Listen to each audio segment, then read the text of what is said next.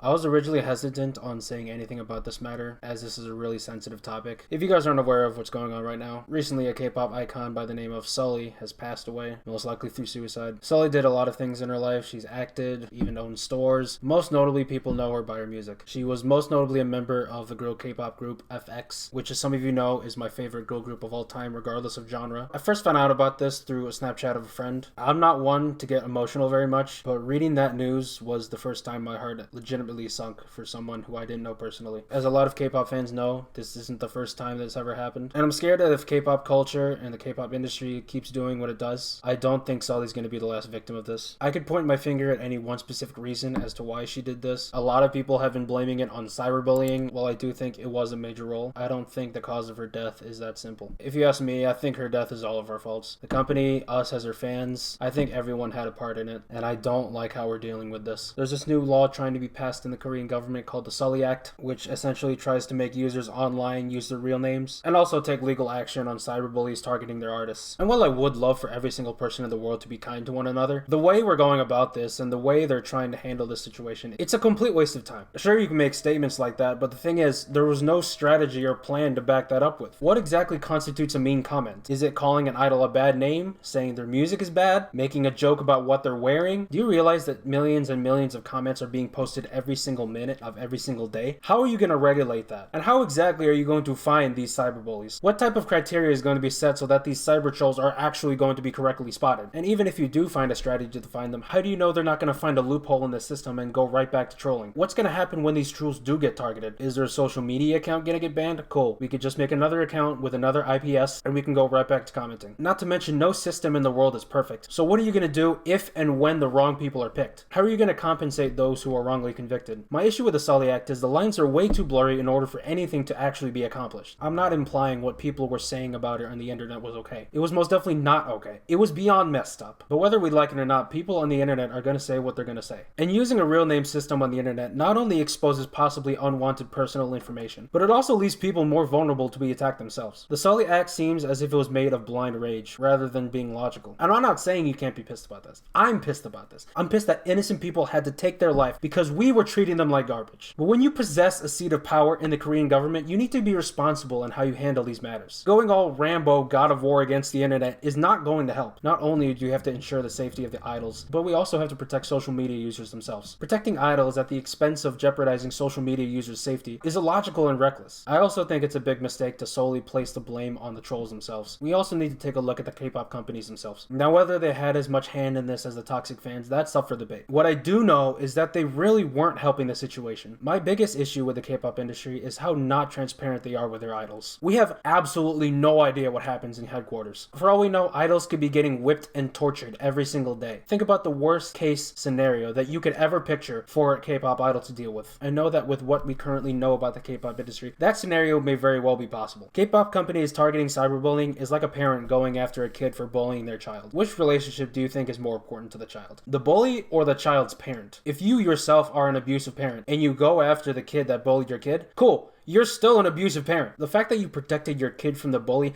doesn't change the fact that you yourself treat your kid like trash. Which kid do you guys think is going to be much better in life? One with a loving, supporting parent and maybe some bullies, or a kid who has no bullies but has an extremely abusive parent at home? My advice to companies would be, rather than trying to fix things clearly out of your control, worry about changing yourself and your own policies. What I really want to see happen is a change to the K-pop health management system. Now, before I state what changes I would do, keep in mind I am not a licensed psychologist, nor do I have any experience in the professional therapist field. This is just from someone who has a lot of experience with depression and actively goes to a psychologist. I can think of 4 things right now that could help. Number 1 is proper nutrition. I don't need to get into detail as to how crucial a healthy diet is for mental health. A balanced food system rich in nutrients, plenty of fruits and vegetables, regulated sodium and carb intake. Now, before people go at me, complain that this will affect the K-pop idols' figures and their figures aren't going to be as good. Listen, you can keep a good figure and have a great diet at the same time. You don't and shouldn't have to go to extreme measures, consuming only 300 calories a day in order to lose weight. Make sure the food is fresh, not processed, also made by legitimate chefs with fresh ingredients. The second thing I can think of that'll help would be regular checkups with psychologists for every single idol. And not just have every idol do it. I would recommend the trainees do it as well, in groups if they have to. In my opinion, this is an absolute must if idols want to optimize their mental health. Being with a therapist allows you to properly organize your thoughts,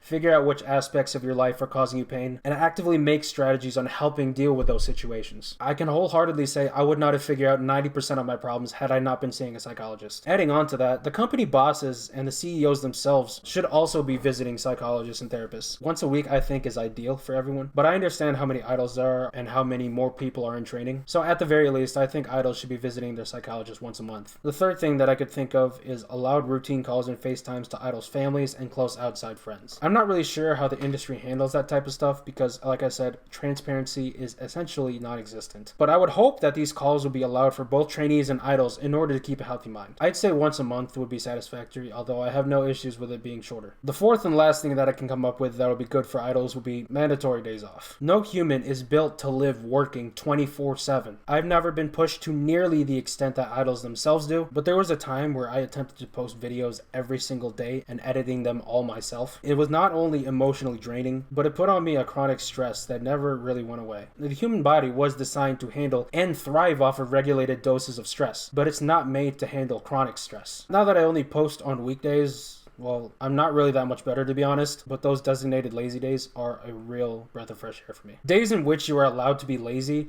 or freely work on your hobbies, hang out with friends, to me is just as important as the work days themselves. I'd say 1 to 2 days a week, ideally the weekends, should be legally open for idols and trainees to work on themselves. If companies truly want their artists to be in the best condition possible, having a balance in all aspects of work is necessary. Now I just want to clarify, this is not any licensed advice, that's only personally what I think would be beneficial to everyone. Lastly, what I want to talk about is the videos I've been seeing on YouTube, mostly the ones in which YouTubers have been putting the suicide helpline in order to get people to get help. I understand and appreciate that what they're doing is coming from a good heart, but this is absolutely not what you should be doing. Earlier this year, I did almost try to take my life, and as of right now, I'm in a much better condition than I was before. But even now, I still wouldn't call that number. From our perspective, it seems pointless. Why would I ever call some random person who I have no personal attachment to and tell them about my personal problems? To our perspective, what you're essentially doing is washing your hands of our problems and telling us to go get help ourselves. Telling us to go help ourselves is not something that we want to hear, even if it is true to an extent. Don't think just because you told them that you're there for them if they ever need to talk actually accomplishes anything. If you really want to help a friend with depression, 9.99 times out of 10, you are going to have to take that initial action to help them. The worst thing you could do for them is leave them alone. Usually when it comes to people who have depression like me, we think of ourselves as alone all the time, that no one understands what we're going through, no one cares about us, no one wants to help us, and if we just died, then everyone would go about their normal life. Do your best to help break that mentality. Never ever stop interacting with them. Doesn't matter what you talk about. You could be talking about the weather, just as long as you're engaging some sort of conversation with them. Keep asking them to hang out with you. Keep bringing them to parties, even if they don't want to go to parties. Bring them to social gatherings where they don't know anyone. Keep texting them, keep talking to them, asking them if they're okay. Keep bothering them with texts. Keep spamming them funny memes that you find on Instagram. If you guys have karaoke night, drag them to karaoke night, even if they don't sing.